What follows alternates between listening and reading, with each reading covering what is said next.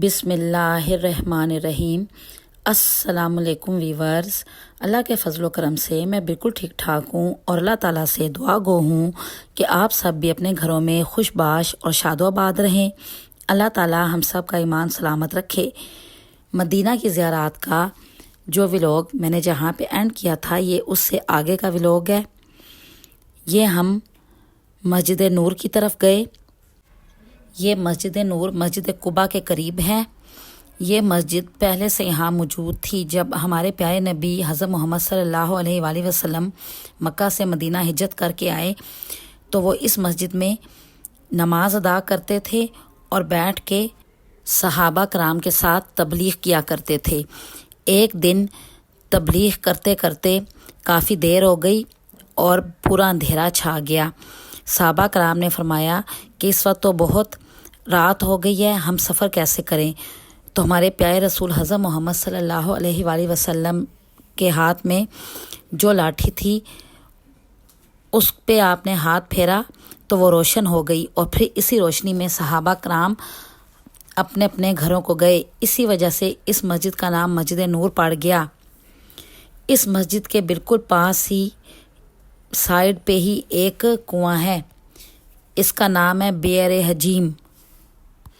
یہ وہ کنواں ہے جہاں سے ہمارے پیارے رسول حضرت محمد صلی اللہ علیہ وآلہ وسلم نے وضو کیا اور پانی بھی نوش فرمایا، اور جو آپ کے وضو کا پانی بچ گیا تھا وہ واپس آپ نے اس کنویں میں ڈال دیا۔ سبحان اللہ، اللہ کی قدرت دیکھو کہ اتنے 100 سال گزرنے کے باوجود ابھی بھی یہ کنواں تر و تازہ ہے، اور اس میں بہت ہی زیادہ صاف شفاف پانی تھا۔ میں نے اور میرے بچوں نے بھی اس پانی سے وضو کیا اور پھر مسجد نور میں نوافل ادا کیے۔ الحمدللہ، اللہ کا شکر ہے کہ اللہ تعالیٰ نے اتنے مقدس مقامات پہ آنے کی توفیق عطا کی۔ جو بھی زائرین ادھر آئے ہوئے تھے وہ سب اس پانی سے وضو کر رہے تھے۔ یہ دیکھیں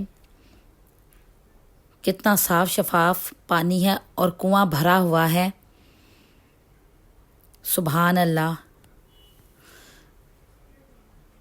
کتنے کنویں ہیں جو وقت گزرنے کے ساتھ ساتھ بند ہو گئے ہیں یا جن میں پانی ختم ہو گیا ہے، لیکن یہ ہمارے پیارے رسول صلی اللہ علیہ وآلہ وسلم کے ہاتھ لگا ہوا کنواں ہے جو ابھی تک تر و تازہ ہے۔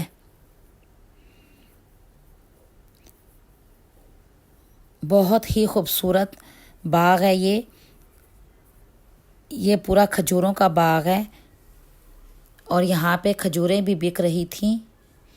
یہ دیکھیں، یہ وہ پیاری مسجد ہے جس میں ہمارے پیارے نبی حضرت محمد صلی اللہ علیہ وآلہ وسلم اپنے صحابہ کرام کے ساتھ بیٹھا کرتے تھے اور دین کی تعلیم دیا کرتے تھے۔ بہت ہی پیارا منظر تھا یہ، اور بہت ہی سکون تھا اس باغ میں۔ میرا یہ ولاگ اچھا لگے تو چینل کو سبسکرائب ضرور کر دیجئے گا، لائک اور شیئر ضرور کیجئے گا۔ میرے چینل کو جلدی جلدی سبسکرائب کریں تاکہ اس سے میری حوصلہ افزائی ہو۔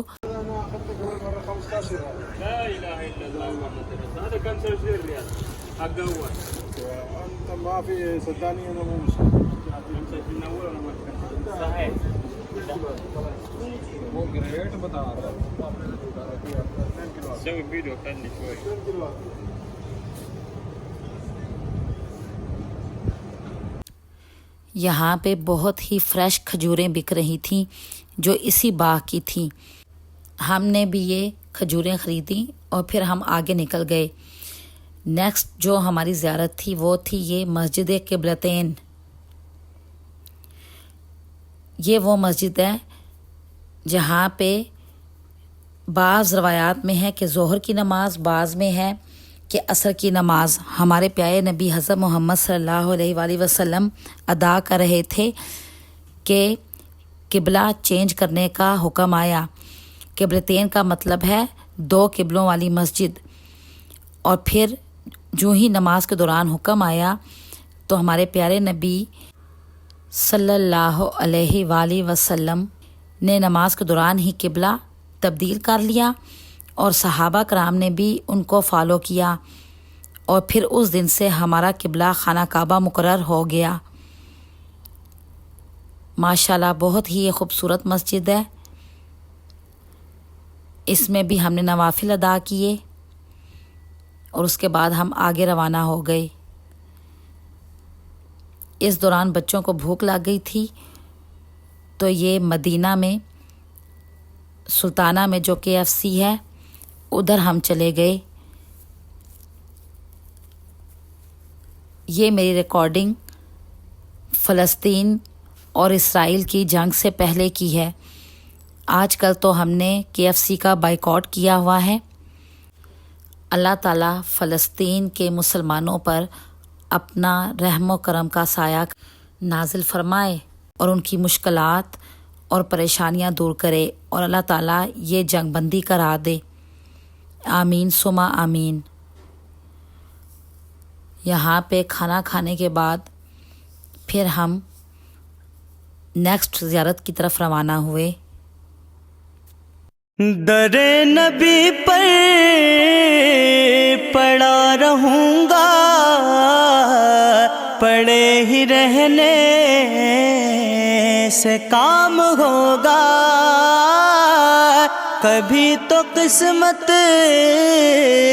کھلے گی میری، کبھی تو میرا سلام ہوگا۔ در نبی پر پڑا رہوں گا، پڑے ہی رہنے سے کام ہوگا، کبھی تو قسمت کھلے گی میری، کبھی تو میرا سلام ہوگا۔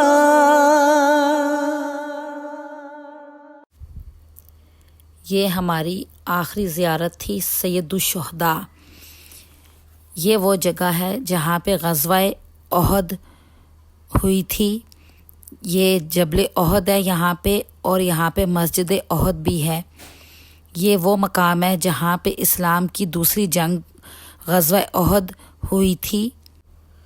شروع میں اس جنگ میں مسلمانوں کو فتح نصیب ہو رہی تھی، جبکہ ہمارے پیارے رسول صلی اللہ علیہ وآلہ وسلم نے صحابہ کرام کو تاکید کی تھی کہ وہ اپنی جگہ سے نہ ہلیں، لیکن وہ یہ سمجھے کہ شاید ہم جنگ جیت چکے ہیں اور اپنی جگہ سے ہٹ گئے۔ اس موقع پہ دشمنوں نے پلٹ کر دوبارہ وار کیا، جس کی وجہ سے مسلمانوں کو بہت نقصان پہنچا۔ اسی جنگ میں ہمارے پیارے رسول حضرت محمد صلی اللہ علیہ وسلم کے دندان مبارک بھی شہید ہوئے، 70 صحابہ کرام شہید ہوئے۔ ان میں سید الشہداء امیر حمزہ رضی اللہ تعالیٰ عنہ بھی تھے، جو ہمارے پیارے رسول حضرت محمد صلی اللہ علیہ وآلہ وسلم کے پیارے چچا تھے۔ ان کی وفات پہ ہمارے پیارے رسول صلی اللہ علیہ وسلم کو بہت زیادہ دکھ ہوا اور آپ بہت شدت سے روئے۔ ہمارے پیارے رسول صلی اللہ علیہ وآلہ وسلم کا فرمان ہے کہ جو شخص مدینہ آئے وہ میرے چچا امیر حمزہ رضی اللہ عنہ کی قبر مبارک پر ضرور آئے۔ اس کے بارے میں یہ بھی ہے کہ اگر آپ کی دعا قبول نہیں ہو رہی تو یہاں آ کر دعا مانگے، انشاءاللہ ضرور قبول ہوگی۔ یہ سامنے جو پہاڑ نظر آ رہا ہے یہ جبل احد ہے۔ جب ہم اس زیارت پہ پہنچے تو عصر کی نماز کا ٹائم تھا۔ یہاں مسجد میں ہم نے عصر کی نماز ادا کی، نوافل ادا کیے۔ سبحان اللہ، یہ بھی بہت ہی خوبصورت جگہ ہے، اور یہاں پہ بھی کافی کبوتر تھے اور لوگ ان کو دانہ ڈال رہے تھے۔ سید الشہداء کو ہم نے سلام پیش کیا، فاتحہ پڑھی اور اپنی دلی دعائیں مانگی۔ کافی لوگ جبل احد پہ اوپر چڑھ رہے تھے۔ میرے ولاگ دیکھنے والوں کو بھی اللہ تعالیٰ ان مقدس مقامات پہ آنے کی توفیق عطا فرمائے۔